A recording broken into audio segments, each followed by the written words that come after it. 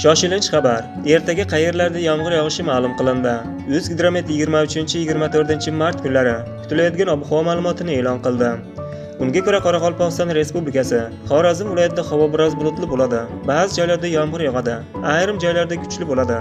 Shamol-g'arbdan 7-12 metr/sekund tezlikda esadi. Ba'zi joylarda 13-18 metr/sekundgacha kuchayishi mumkin. Kechasi 3-8 daraja iliq, kunduz kuni 10-15 daraja iliq bo'ladi. Buxoro va Navoiy viloyatida havo biroz bulutli bo'ladi. Ba'zi joylarda yomg'ir yog'adi.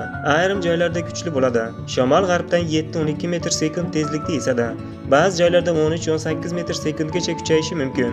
Kechasi 9-14 daraja iliq, kunduz kuni 22-27 daraja iliq bo'ladi. Toshkent, Sirdaryo viloyatlarida havo biroz bulutli bo'ladi. Yog'ingarchilik kutilmaydi. Shamol sharqdan yo'nalishini o'zgartirib, g'arbdan 7-12 metr/sekund tezlikda esadi. Ba'zi joylarda 13-18 metr/sekundgacha kuchayishi kutilmoqda. Kechasi 9-14 daraja iliq, kunduz kuni 22-27 daraja iliq bo'ladi. Samarqand, Jizzax viloyatlarida havo biroz bulutli bo'ladi. Kechki tomon biroz yomg'ir yog'ishi kutilmoqda. Sharqiy shamol yo'nalishini o'zgartirib, g'arbdan 7-12 metr/sekund tezlikda esadi. Ba'zi joylarda 13-18 metr/sekundgacha kuchayishi kutilmoqda. Kechasi 9-14 daraja iliq, kunduz kuni 22-27 daraja iliq bo'ladi. Qashqadaryo, Surxondaryo viloyatlarida havo biroz bulutli bo'ladi. Kechki tomon biroz yomg'ir yog'ishi kutilmoqda. Sharqiy shamol yo'nalishini o'zgartirib, g'arbdan 7-12 metr/sekund tezlikda esadi.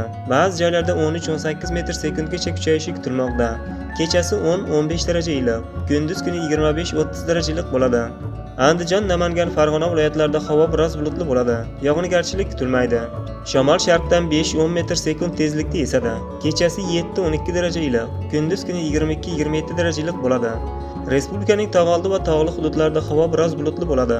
Ba'zi joylarda yomg'ir yog'adi. Tog'li hududlarda qor ko'chish xavfi bor. Respublikaning tog'oldi va tog'li hududlarida sel, suv toshqin hodisalari yuzaga kelishi mumkin. O'zingiz va oilangizni asrang.